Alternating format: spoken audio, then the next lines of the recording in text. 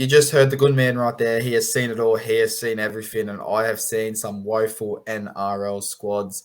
And this has probably got to take the cake the way they have been playing. Obviously, I've put the Newcastle Knights up there first. They are the away team, but I want to talk to them first because I want to finish on the West Tigers. So I am going to let you obviously look at the Tigers lineup after we will look at that. But the Newcastle Knights lineup, the reason I've put it up here, obviously, there is no Kalen Ponga. But I do want to talk about their coach. Obviously, we did speak in the last episode about how he came out and played I've made 4 grand finals and da. He's since come out and not retracted that statement, but clarified that statement and tried to kind of get ahead by saying, oh, I actually just meant that we're training well, we're doing this well. So look at the squad. You've got the squad there. And I think the most important question is they've said, obviously, he is safe 6 to 8 weeks into next season. But with the new boss, or not the new boss, but the new operations man coming across from the North Queensland Cowboys, could you see him moving, obviously, Adam O'Brien on? It all depends on how they are. I reckon I'm not even 6 to. I reckon the first 5 rounds, if they're like 1 or 2 wins out of that 5, I think it'll be. It's pretty hard to tell a coach early on in a season to get to hit the road there. So it is hard. Obviously, we did say that I've been to 4 grand finals. I know what it's been like, and it was just trying to say about these players training at that high velocity and what he's seen at winning clubs. So, but there's another big talking point out of this. It is the big David Klemmer, the big boy up front. He's not named in the starting lineup, nor on the bench, nor on the extended bench. And I want to get your thoughts about this, Tony, because it's been proven, or it's been shown that the trainer has asked him, obviously from the coach's box, to hop on the field. He's refused it a few times, and he's had words on the sideline with the trainer. Now, he's now been shown a show cause notice, a show close notice, whatever it is, like to explain himself. I really don't understand, because at the same time, I want to flip it. We're 5 weeks out from the end of the season, and he is the player of this season. So how does that all work? Where's this riff? Is this between coach and player, or is this just simply the back of, you're our main man, but you're not really delivering us, so we're just going to sit you out, but then we're going to give you this show for clause, or whatever it is, whatever you want to call it. I don't understand. I really don't. I mean, obviously, it's not a good look. It's not a good look for the NRL. It's not a good look for Klemmer.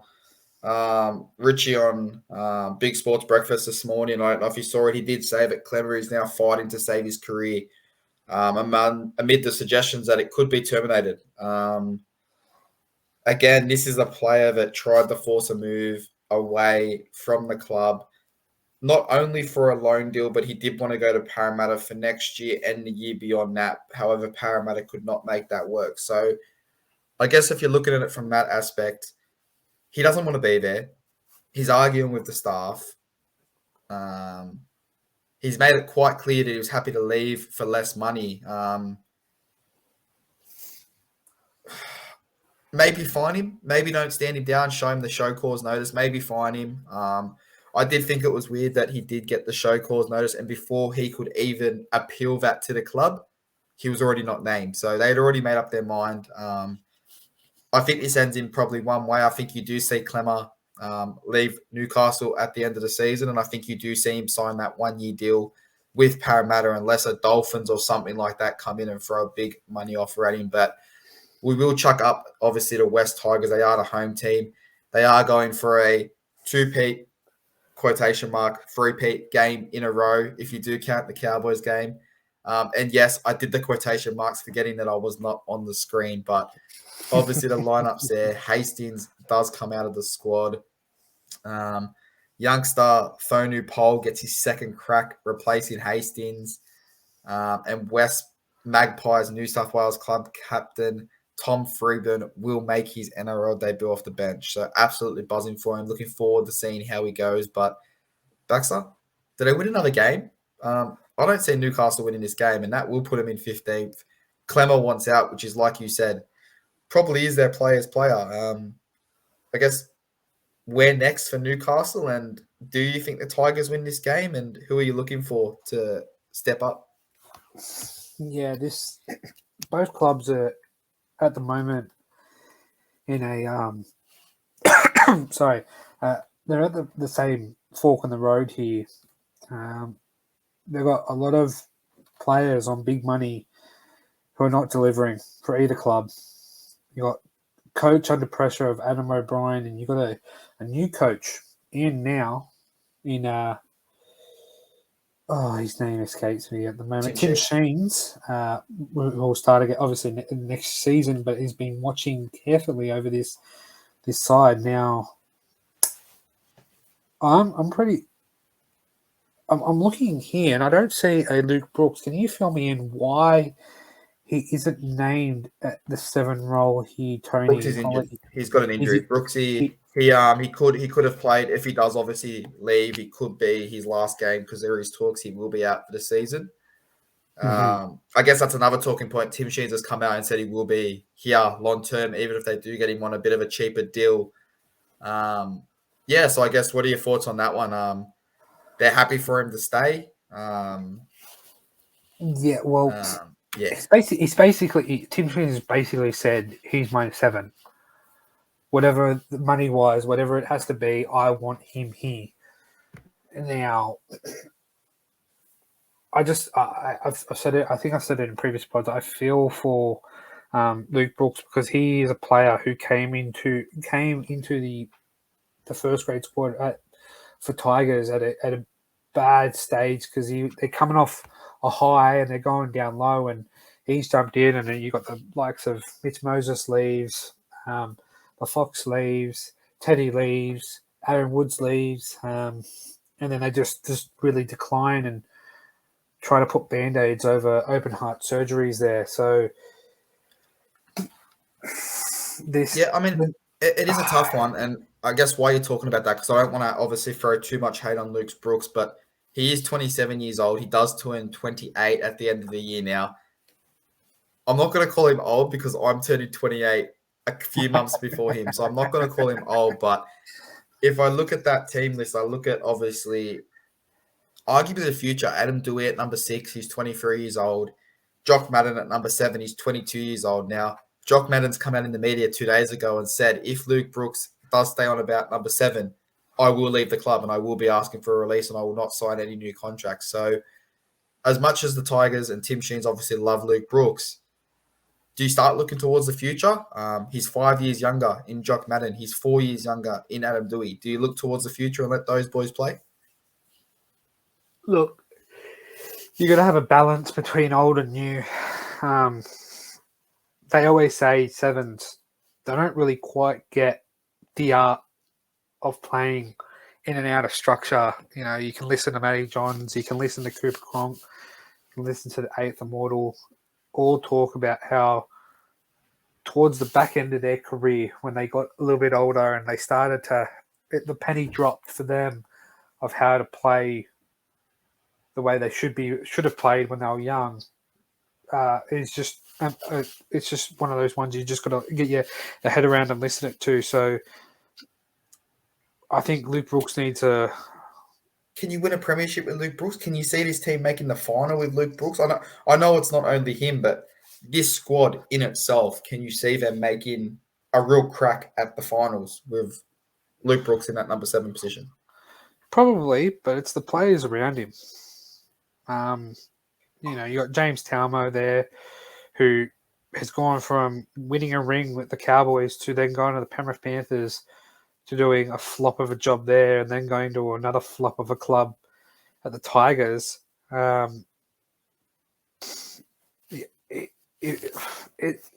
There's more to do with it than just the players. Obviously, there's backboard tension there, and they can't seem to get it right. So it's just flowing on down to the players. So I think you could, but it's just the players you put around him. Maybe him and Dewey, and you get some other key factors. Obviously, they get a few pickups, mind you. They get Happy Coruscant in a 9, and they get Isaiah Papali'i from the Parramatta Eels in their back row. So maybe them two could spark a little bit of a bit of spice into their attack and defence. That's up for Tim Sheens to do, and obviously Benji Marshall to take over. But you got to me to put two rookies. Shouldn't say rookies, but not really much of experience halves players into the halves. You're just setting yourself up for suicide. Yeah, but then I guess from a Tigers perspective, and you've got to be a bit, I guess, concerned. Since 2010, you've released Curtis Sirenin, you've released Blake Austin, you've released Mitchell Moses, you've released Aaron Woods, you've released, I can keep going, Nathan Brown, you've released James Tedesco, you've released Marty Tapau, you've released Josh Adokar, Ryan Pappenhausen. Andrew Fafita, look at all these players that these guys have let go since 2010. Do you risk letting go of a Jock Madden and him becoming the next best Finn or the next big Finn? Like, Jock Madden goes to Melbourne or Penrith, or they re-spark a big team like that? Mate, this guy has the potential to go through the roof, and I don't know. I'm a bit worried if I'm a Tigers fan looking at those names I just listed and going, shit, Jock Madden wants to walk if Luke Brooks stays. So from a business point of view, I will agree with you. Jock Madden is the man to go with. But let's just say they go with Jock, right? And it doesn't work out. Does Tim Sheen consist on another poor season with Jocks at 7 when they could have gone, we could have had Luke Brooks there? Obviously, they get, again, Jackson Hastings comes back from injury. So it's sort of, it's got to start pull the trigger. You've had how many bad seasons with Luke Brooks there? Like, is it not Jock Modern's time? You're gonna have to talk to a Tigers fan here, because neither you or I have had this much of a poor run with a team. But they don't even finish 9th anymore. They used to be the best joke in NRL, and they don't even finish 9th anymore. Yeah, it's absolutely shit now. I remember back when, Robbie Farah, towards the back end of his, they were always that team that was always battling for 8th, and then they just always finished 9th. And as you said, it was the meme of the season. It was just so funny, but I can't really speculate on this club because it's not mine, but nor have I watched much of their games in depth to sort of look at it and go, oh, well, this player needs to go and this player needs to go. But maybe they need to go sort of down the road of like the Dragons are this year, playing a bit of Moneyball football with getting in players that not wanting at other clubs and getting them on a cheaper price to sort of get your experience up around this sort of rookie, less experienced halves. I will say, obviously, the loan system is heavily debated, and they obviously did lose Nofaluma. They did lose his name's eluding me. He did lose a player to the Roosters. Now, I think if there was a loan offer, and let me pitch this to you because it's a bit of a crazy one, but imagine if, Luke Brooks is healthy. Let's just say, hypothetically, he's healthy right now. Let's loan him out to a Melbourne Storm or a top 8 now that needs a half. Okay, Mitchell Moses, for example. Let's loan him out to a Parramatta. Let's loan him out. And then I'm not wasting any of my money. I'm saving money for next year's budget. And at the same time, I'm seeing if Luke Brooks can play with a well-established club. Like, is that, obviously it is a crazy idea, but is that a way that the Tigers could have got a risk-free look at how, I guess, he can play around a structured club? It is, because I would have 100%, if Luke Brooks stayed fit, I believe Parramatta would have made a play at him, filling that 7 role, and then it's sort of like he's sort of the less experienced, but the rest of the team could sort of disguise him and hide him. Yeah, look, I do like the loan offer, but I don't like it where it sits right now. And I know, well, I'm moving it back to June 30. I would even move it close to Magic Round. I think I've said this before. And you got 10 games in, and if you do have a big season injury, you can sort of shop around and Well, get a I've got it player written in. down here. I'll go one more for you. Obviously, June 30, you said that's a bit late. I've got one more for you. Why not the 13th of July? Okay, obviously, we support football, soccer, as they like to call it in Australia. There's a transfer window, all right? 13th of July, the final game of Origin gets played. There is a 1 week transfer window. So you can't do it throughout the year. There is a 1 week transfer window where you can bring players in. It's the week after Origin. After that, it's closed. There's nothing before it, nothing after it. The only way to tell would be sort of make a trial run of it and see how it plays out. But Imagine how big that would be. Imagine that. It's NRL transfer week. You've got live TV reporting. You've I got don't. players going on loan. Talk about you and I. We do love the game of football, soccer, whatever you want to call it. Even I don't like the January transfer season that they have, the mid-season transfer. I like, you sign a player, you've got your squad, and you stick with them through the year. And if it doesn't work, well, then at the end of the season, that's what the off season's for. That's why I say 10 games in, it's sort of new. You might get a Dave Nofaluma who goes down with an ACL injury. Accidentally, 3 games in, you go, oh my god, we need another winger who's a spare winger out there we can get for the rest of the season. Oh yeah, boom, done. We can get that player in, and I wouldn't bat an eyelid. I just think it's too easy because by game 3 of Origin, I think sort of the table's sort of set, and as you can see with the one that we currently have, you got those 5 teams that can't make it, and then the rest of them are just going to pluck them out, and I don't like that. You know what? I know you don't like it. I'm not a big fan of it. But what we will do is we will dedicate. Obviously, we didn't do 10 in the bin penalty play on this week, but we will dedicate next week's episode to this. Even if it takes 10, 15 minutes, we will dedicate it to our thoughts on these kind of topics. So store your ideas, Baxter. Yeah. We will chuck them on. But again, thank you for joining me. It has been the Newcastle Knights West Tigers. Just to finish up the episode, finish up the preview, give me your 1 to 12 or 13 plus. I am on Tigers 13 plus. You're on Tigers 13 plus. Look, I'm going to go a big one out there. It's going to be the first draw of the season. First draw. If that comes off, you can host the next episode. That's what we'll do. If that comes off, you are hosting the next episode. But again, guys, it has been the Tigers versus Newcastle preview. Josh, as always, thank you for joining me. And guys, if you are new here, if you do like the content, hit like, hit subscribe. Josh, just so I don't catch you off guard, I'm going to put you back on the screen because if they don't subscribe, where are they going?